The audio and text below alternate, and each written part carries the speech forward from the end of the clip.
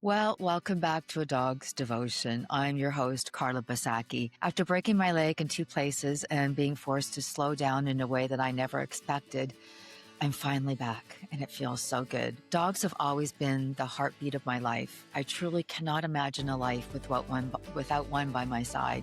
They've shaped me, steadied me, saved me. And when I lost Max, it took a year and a half before my heart was ready to open again. If you're walking through that kind of loss right now, I see you. Grief has no timeline. But I can promise you this, one day, when the time is right and the right one comes along, you will love again, and it will be beautiful in a very different way. And that's when Smokey came in. I asked Max for a long time to bring me a dog when we were both ready, and then Smokey showed up. So welcome back to A Dog's Devotion, where we talk about all things dogs, the love, the loss, the healing, the rescues, the remarkable people who dedicate their lives to them, and the extraordinary ways they change ours. If you are a dog lover, well, this podcast is for you. Thank you for being here. Thank you for your patience, and thank you for your support. You can find us on Instagram at A Dog's Devotion 1 and TikTok at A Dog's Devotion. I'm so excited to be back. I also want to mention that we've been honored as one of the top 50 dog podcasts in the country. So thank you to our listeners for helping put us in that position. Continue to like and listen and subscribe to our channel, because that only makes things better and we can spread the word even more. So I'm excited because today our first guest is from Three Little Pitties Rescue. They are based in Houston, and Suzanne is going to join me, and we're going to talk about the important work they do and why we are seeing more and more rescues pop up around the country. So without any further ado, let's talk to Suzanne. This week on A Dog's Devotion, I'm joined by an organization that truly shows what compassion in action looks like.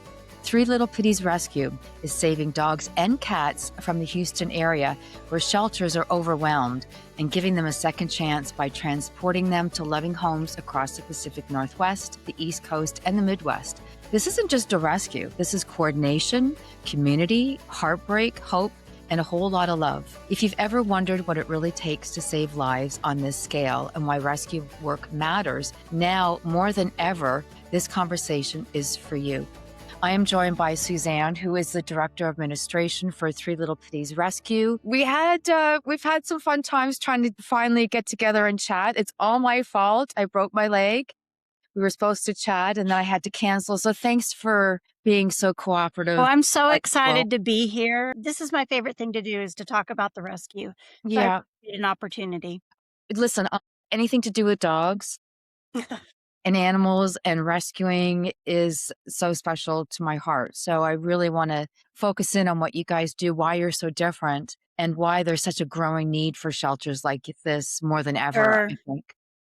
Okay. So let's start off with, for those who don't know, it's Three Little Pitties Rescue. Can you share how it all began and what initially inspired the mission? Sure. Our founder and executive director, Elena Goodson, has been involved her whole adult life in shelters, volunteering, being with rescues and volunteering. But the turning point came with Hurricane Harvey back in 2017. We had 4 feet of rain in a few days, and the number of families and animals that were displaced from their homes was just a magnitude that we haven't seen with other disasters.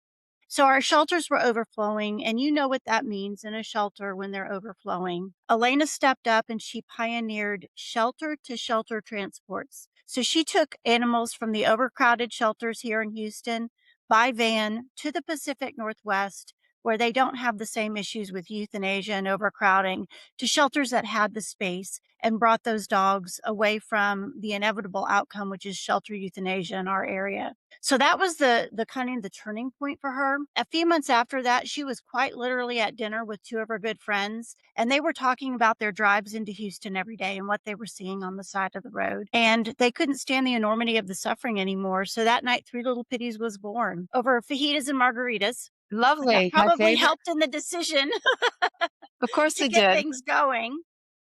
But here we are later, 8 years later, and we now have nearly 55 full and part-time staff members. We have over 1,000 volunteers across the Wow. United States. We have about 750 active foster families, and we now have 3 properties, one that's home to our boarding and behavior, one that holds our clinic, and one that we were just recently gifted a few months ago directly adjacent to our main property. So we have doubled our footprint, and we are so excited about that and looking forward to developing it. Wow, that's incredible. So somebody gifted you the land. So you've got more land to say to house more animals then. Apps house more animals and also expand our mission into more community outreach, public education, just more space for the dogs to roam and be outside, Right. and develop our cat department a little further. So we're excited about that. And, our mission is super unique. And I kind of get excited when I start to talk about this. We in Southeast Texas and in the greater Houston area, we are unique because we take all breeds, even though we're pitties, and we take all breeds, all sizes, dogs and cats, regardless of medical need, whether or not they need heartworm treatment. We're not scared away by dog behavior issues. We have a behavior team. We take pregnant and nursing mothers. In fact, we are known in the area for having maternity suites. And this past spring, Yeah. sponsored us turning an old horse barn into maternity suites with pregnant nursing females. And they Wow. give birth and wean their babies. So there's a lot of things that kind of make us stand out in the area, and we're really proud of that. Yeah, and I wanna cover all of that because you mentioned everything already briefly, but I wanna spend more time on, Sure. all the initiatives that you do, and education seems to be a real foundation of your mission statement as well. But I wanna go back to the fact that Houston and you mentioned people driving in and not being able to handle what they're seeing on the side of the roads. Why is Right. Houston one of the most overwhelmed areas in the country when it comes to stray and shelter animals? There's a couple of reasons, and it's unfortunate that Texas leads the way with California right behind in shelter euthanasias of healthy adoptable dogs and cats. In fact, Texas euthanized about 86,000 last year for no other reason than space. In the greater Houston area, our Houston Chronicle, our main newspaper, estimates there to be about 1 million stray companion animals on the streets of Houston and in the surrounding areas. There are pockets that are really bad. Sometimes it's areas just outside of the city limits where there might be unhoused populations, where people have the animals. They're free roaming, they're not altered. But there's a couple of things that makes it even worse in Houston. One is our climate. Mhm. Dogs and cats can reproduce all year long. They also can survive on the streets all year long because of the climate. Is some educational issue with lack of people getting their pets altered, whether it's the economic disparity that makes it unaffordable. There are areas where people don't see their dogs and cats like we do as family members. They see them as owned property, so they're allowed to free roam. So for every one we rescue, there's one having a litter of 10 that has a litter of 10. And so what really compounds the situation is the exponential growth. It's estimated, and you're not gonna be able to wrap your head around this, Yeah. but one unspayed female and her subsequent litters of having litters of having litters can lead to 67,000 dogs in 7 years. That's just one dog? That's one dog and all of her subsequent litters. My gosh. So when you take it out exponentially. Here for that, Suzanne. If people would only neuter and spay their dogs. Absolutely. In fact, it's so important that about a year and a half ago, we didn't have community outreach in our mission statement, and we added it. And so we have, in the last year and a half, been providing free spay and neuter to owned animals in underserved areas, as well as free vaccines, collars, leashes, food, and other resources for families who love their pets but need help. Right. Okay. So what does the reality look like now compared to when you first started the mission and the women got together and decided to start Three Little Pitties Rescue? Have you seen things decline a little bit on the road? Are things getting better? Are people getting educated about spaying and neutering, or is it still a bad? I'd say that we are still dealing with a problem. In the fourth largest city in the US, we don't have one shelter that is open intake currently, meaning you want to surrender your dog. You can't just walk in and say, I'm surrendering my dog. They will tell you to make an appointment and come back in 2 weeks. Hmm. You don't have the facilities to keep up with what's happening. We are very much we have joined with other animal welfare groups in the area and really trying to put a focus on education and on getting animals fixed. That's the first way to address the problem. Right. Yeah, I agree. And you do a lot of education, as I mentioned. What are some of the things you do? I was looking at your website and there's so much information on there. Like you're really involved. You're not just a rescue, but you teach people so that this doesn't have to happen. Mhm. Teach the kids. And then, of course, you've got behavioral training for dogs before they go out. So there's so much that you guys do other than just saving dogs, which is enough on its own. So let's start with the education. Where do you start? And do you go to schools and you teach the kids what's important and how to raise dogs and We cats? do. We go into the elementary schools, and sometimes we try to target specific areas. And we have volunteers that will talk to the kids about responsible pet ownership, what that looks like, what animals need to be healthy and happy, and how kids on their level can support that in their home, and how they can talk to their parents about that. So we do go out into the schools. When we do something called block walks. So we go out and we go into some neighborhoods that, like I said, have lower economic status and a little bit more difficulty getting their animals taken care of because of the disparity in finance. And we will knock on doors and we talk to people about the importance of spaying and neutering, trying to sign them up to get free spay and neuter with us. In fact, we'll even go pick an animal up from an owner and take it, get it spayed and neuter, and bring it back for somebody if they can't do it themselves. So that's kind of primarily how we're out in the community. Right.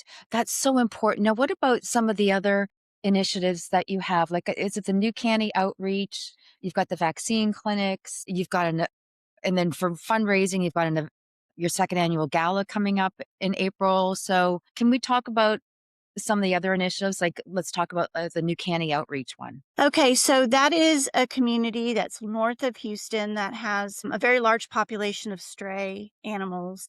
And we go out there, try to go about once a month and bring our supplies and provide vaccination to prevent disease, get people signed up for spay and neuter. There's another area very close to that called Cleveland. I don't know if you've read about that on our website. Very similarly, we take our volunteers to those areas. We also hold dogs when we're there. If we're able to, we bring the dogs back with us. Our trip about 2 months ago, we brought back 17 dogs in one weekend. Yeah. So, do the dogs stay in the facility for a period of time, or you must have a group of foster homes as well where they can go to? So we are primarily foster based. Okay. We have about 900 dogs and cats in our program at any given time. 87% of those are in foster homes. The rest are in our boarding facility. So when a dog comes in, they go through a full assessment. And if they're ready and able, they go into a foster home. If they need behavioral work, they stay on property with us. And so that's kind of how we determine who goes out and who stays. Right. And I'm thinking that would be really important because I spent some time in Mexico and there's a lot of stray dogs down there and there's a lot of rescues down there in Cabo and Puerto Vallarta, La Paz, and they do some great work, but you don't know these dogs' history, right? So I'm thinking Absolutely. behavioral training. Right. We are, like I was saying, we're unique in Texas and in the greater Houston area because we have a full time behavior Yeah. team. We have a trainer, and he works with a team of canine coaches. And those are people specifically trained to work with dogs on behavior issues. So every dog that comes into our program goes through a full assessment. And during that assessment, we look for their sociability, their fear, anxiety, if they have food aggression, leash reactivity, if they have trouble around men. We'll even do a cat test and a kid test to kind of see how they respond because we don't know their background, Right. and we can't control that. And again, if the animal is stable and does great, it can go into a foster home. If not, during that assessment, we take tons of video and our trainer reviews that video and makes behavior plans for those animals. So we're not talking sit, stay. We're talking about being able to walk on a leash without, looking over your shoulder, worried who's going to come and get you, and being able to eat in the same room as another dog without having to defend your food. And one of our biggest goals is to get every single dog on our property into play groups several times a day. So these are large groups of dogs that run and play together. And even though they've been on the street They're not necessarily pack dogs, so it takes a lot for them to be worked with to get to where they're comfortable with other dogs. But that is a huge goal for us, is to get that comfort level for them. And I think that makes such a huge difference between you and other rescues where, you actually work with the dog to make sure that when they do get adopted, there's no behavioral issues with them, no surprises for that new family, which Right. I'm We sure. consider ourselves to be expert at matchmaking. We have a very rigorous adoption application, and we have adoption coordinators assigned to every animal. We take a lot of videos. So we have a dog named who recently was in the program named Ruby, and Ruby was a cane corso, which are huge animals. And she was on the streets. She was very emaciated, came in with a lot of food aggression, a lot of fear, a lot of anxiety. And our behavior team, she wasn't aggressive. There's a difference. But she, just had fear. So our behavior team worked with her over several months. And when we felt like she was ready to go up for adoption, we had a lot of videos ready for prospective families to see. The family that ultimately picked her and we picked for her understood what she was coming with. They were prepared for what the baggage she was bringing, and they accepted it and were ready. And she has been thriving in a new home. You wouldn't even nowhere near the same dog as before. So we also will do things like test our dogs with chickens and rabbits and elevators and Right. escalators and you name it, we try to get the dogs exposed to as much as possible so that, since we're doing mostly long distance adoptions, those families have an opportunity to see the animal in action, Right. its personality, etc. Right, which is really important because there's a lot of rescues that I've spoken to, and the Humane Society here in Miami-Dade will only adopt animals out in the certain vicinity around them in case there's an issue and they Hmm. have to come back. So it's great that you expand and go to the Pacific Northwest or the East Coast or the Midwest, which can make it a little more complicated, I'm guessing, hence the video and Right. the Well, we scrutinized. provide support afterward. We also have an adopters Facebook page where new adopters can come and say, "Hey, I've had my dog 3 weeks and it still doesn't want to come out of the crate." And, they can talk to each other, get support. Our trainer can jump in with recommendations and give support. I will say we do take returns. It's a very, very small percentage, but we do understand we commit to an animal for life. So we understand that things happen, whether it's people lose their homes or maybe illness affects a family or it's just not a match. We do follow up and take care of that animal and rehome it. So that's part of our program. How does transporting the animals outside of the Houston area work? Because I know it's no small task. It takes a village to do something like this. I can It only. is a huge Yeah, logistical effort. yeah. My husband works at NASA, and I sometimes tell him that it takes more to do a transport than it does to fly a space shuttle. I believe. But there's just so many people involved. It's a very, very happy time for the rescue. So we transport every 2 weeks. So we have multiple buses and several vans that are renovated and equipped to take animals out of state. Our buses are driven by 2 CDL drivers. They drive in tandem so they can drive through the night and keep the trip as quick as possible. Then we Right. have a full-time attendant that stays with the animals that's constantly doing food, water, scooping litter boxes, taking the dogs out rotation to go to the bathroom.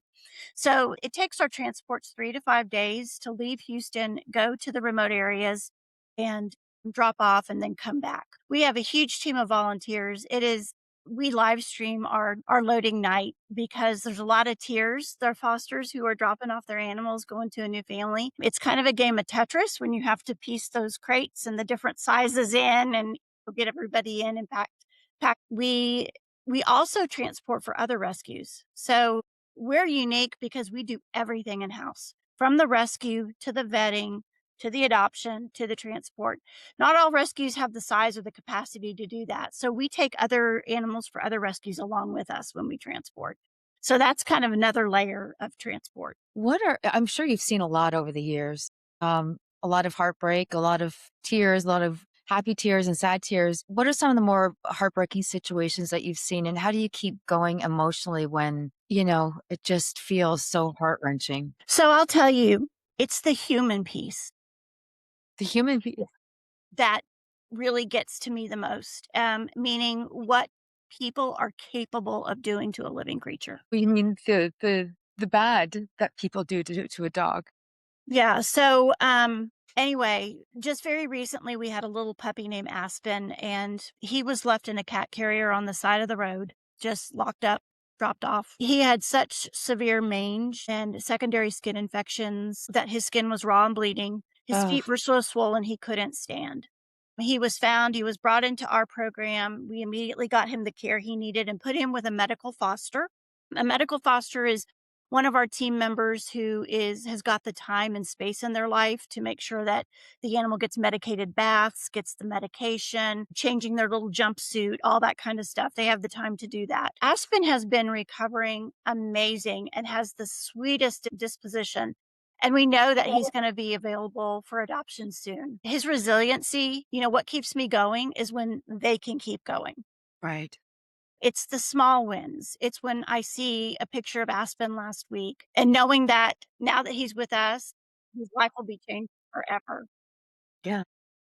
One of the very first dogs that when I joined the rescue that we came across was Clara.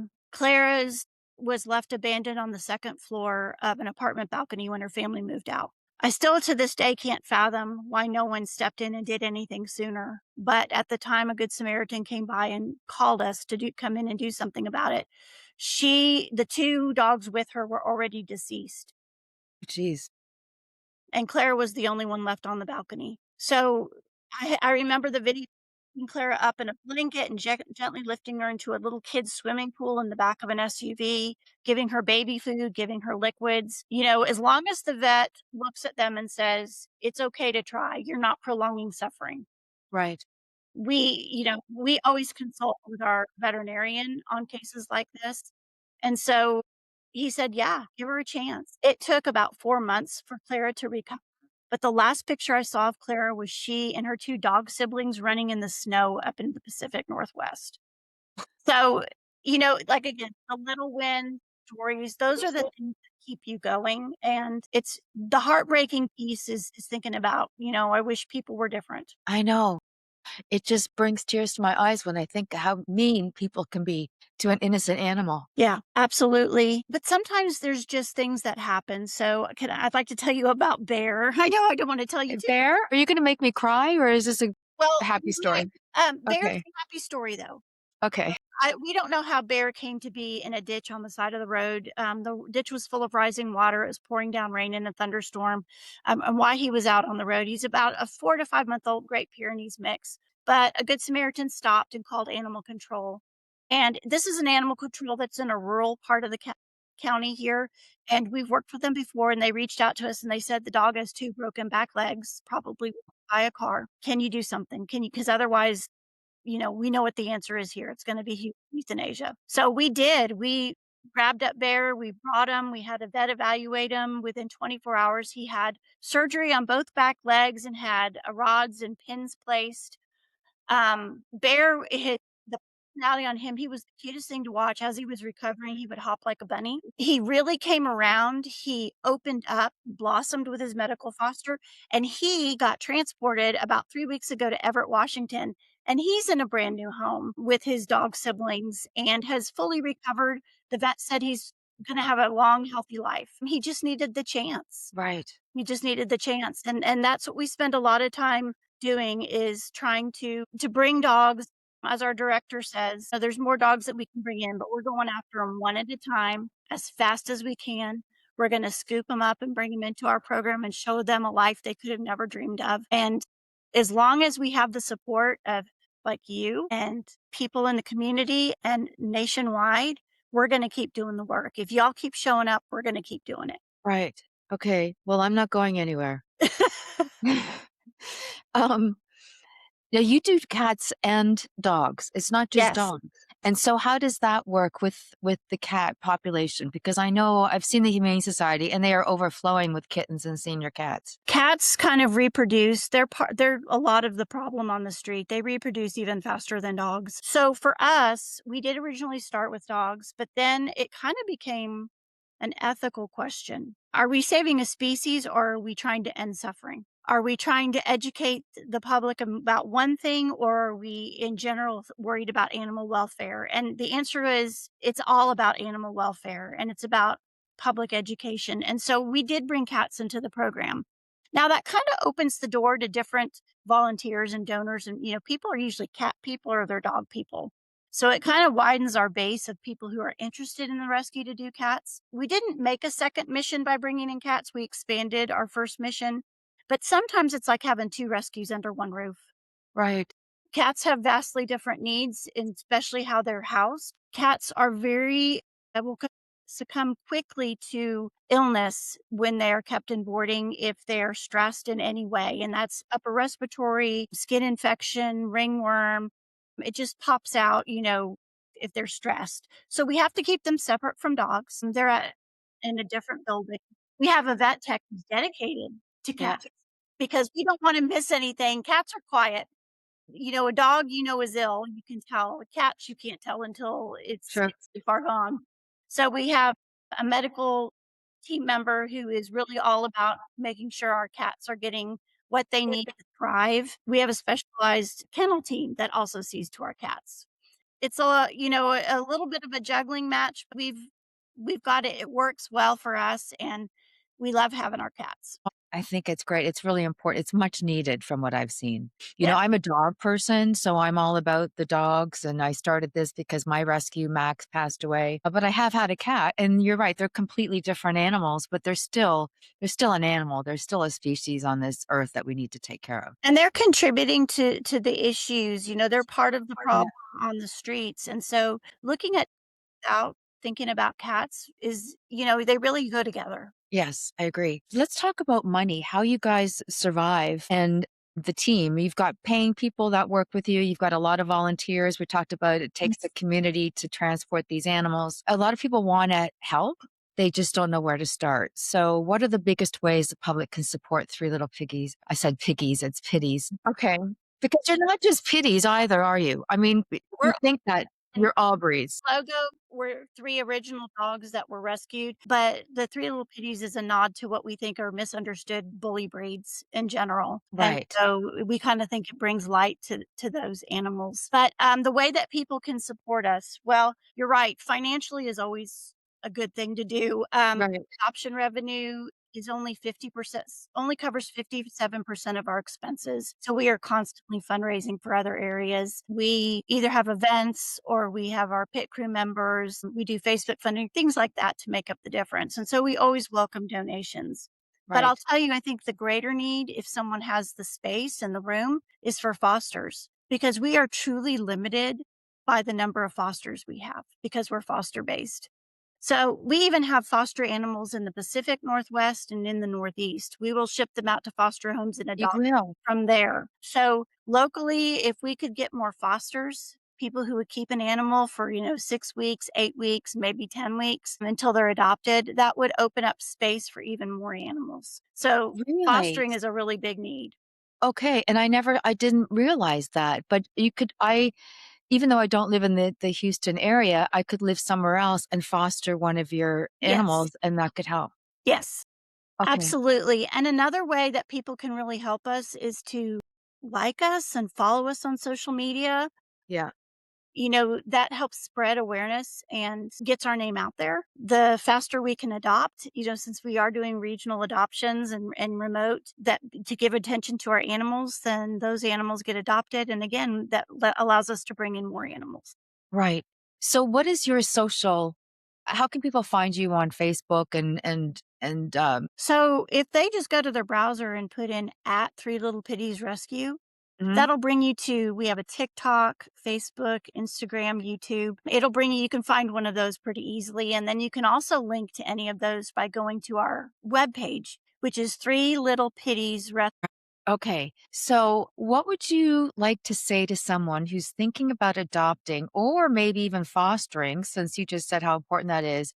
But they're feeling a little unsure or hesitant, not sure what to expect, do the jump and foster an animal and then have the heartbreak of giving it away. I mean, how do you support people who are thinking about doing something like this? Well, if they're thinking about adopting, I applaud that hesitation. There's a lot of animals that end up in shelters or abandoned because the family didn't think it through, because they didn't have the time or the finances or just the ability and the willingness to do what it takes to have an animal. But if you do that self-reflection and you know that you have that in your life, well, your podcast name, A Dog's Devotion, that word devotion is the one word that comes to mind when I think of a dog. What they can give you and the companionship and the love, and there's so much reward for that. One of my favorite things to do is to come home at the end of the day and take my 5 dogs out into the backyard and just spend times with them, and watching them be happy and chase a ball is melts away any stress that I've had for the day.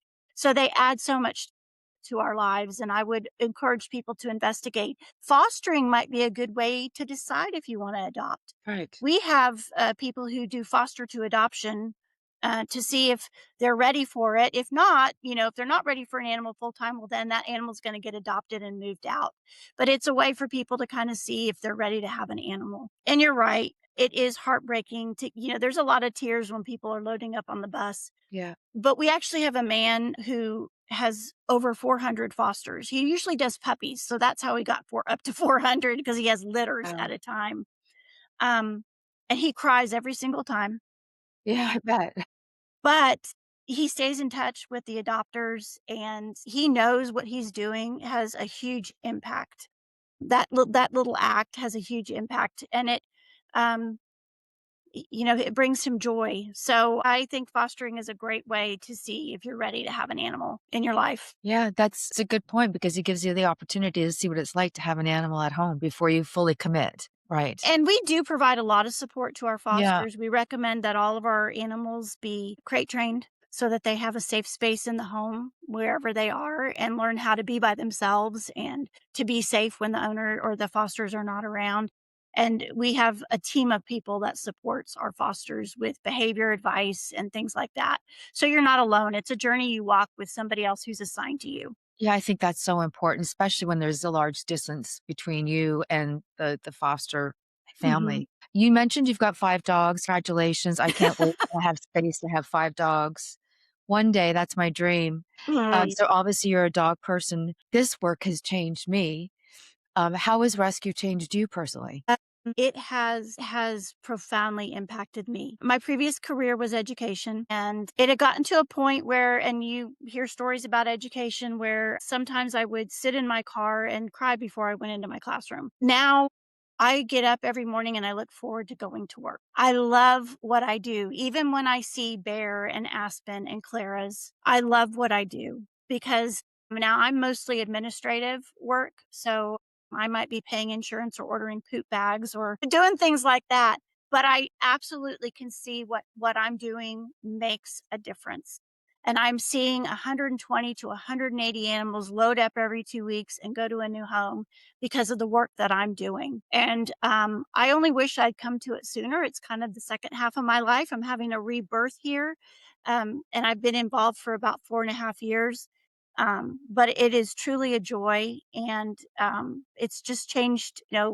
It teaches you something new about compassion and what that really is. I agree. I agree. Looking ahead, what are the hopes that you all have for Three Little Pitties Rescue and for the future of animal rescue as a whole? Well, of course, the pipe dream is that we don't need to have these conversations. But for rescue as a whole, I think the future needs to focus on reproduction, spaying, neutering, community education, funding for those things so that they can happen. Within our rescue, we are going to continue to push to do more community outreach because we know that adoption doesn't solve the problem. So the other work we do is important, but we're realizing more and more that we need to get into the community outreach piece as, get further into that. And so that we want to expand our mission. We want to continue to teach about what responsible ownership looks like and just take as many dogs and cats in as we can. So in 2024, we adopted out 2,500. Last year, we did 3,300. So the need is great. We're there. We're boots on the ground. We're going to keep coming. Awesome. Thank you to all of you for the work that you do, all the work that you do. Thank you. It's very important. People don't realize how important and how much we need rescues like yours. Absolutely. And I appreciate the time that you've given today to our rescue. It is like a very unique experience. There's a lot of great animal welfare organizations in the greater Houston area. Our mission's a little bit different because we take the animals out and transport them away from the problem, but they're all needed, they're all necessary, and I just encourage people to look into what's going on right around you and see if there's something you can do to support a rescue in your neighborhood. Yeah, good advice because it is happening right around us. Yeah. Well, thank you, Suzanne from Three Little Pitties Rescue for the work you do every single day. You're not just rescuing dogs, but cats, but you're truly preparing them for the lives they're about to step into, which I think is such a key proponent, which makes you stand out from other rescues that I've spoken to. Mhm. I love that before any dog ever makes that long journey north or east, they're supported by a dedicated team who takes the time to assess them, understand their behavior, provide training, structure, and patience. And then, of course, the foster and adoptive homes have resources that they can come back to on your Right. website. There's always help for them. And I think that's so key. And to everyone listening, rescue is more than saving lives. It's giving animals the tools to thrive. Whether you adopt, or as Suzanne said, foster, or donate, simply share their story. You are part of that journey. And as always, thank you for being part of this growing animal loving community. So thank you, Suzanne, for finally joining Welcome. with me and sharing all the important work you all do at Three Little Pitties Rescue. Thank you. Bye. Bye. Have a great day. Thanks for joining me. Bye. Well, that was a fantastic conversation I just had with Suzanne from Three Little Pitties Rescue. Before we go, I just want to say thank you. Thank you for listening. Thank you for caring. And thank you for being part of this beautiful community of dog lovers who understand just how deeply they change our lives. A Dog's Devotion is about all of us, our stories, our heartbreaks, our healing, and the incredible dogs who walk beside us through it all. If you have a story you'd like to share or someone you think should be on the podcast, please email me at adogsdevotion@gmail.com. I would truly love to hear from you. Until next time, hug your dog a little tighter, cherish every moment, and remember, the love of a dog is never wasted. Talk to you soon.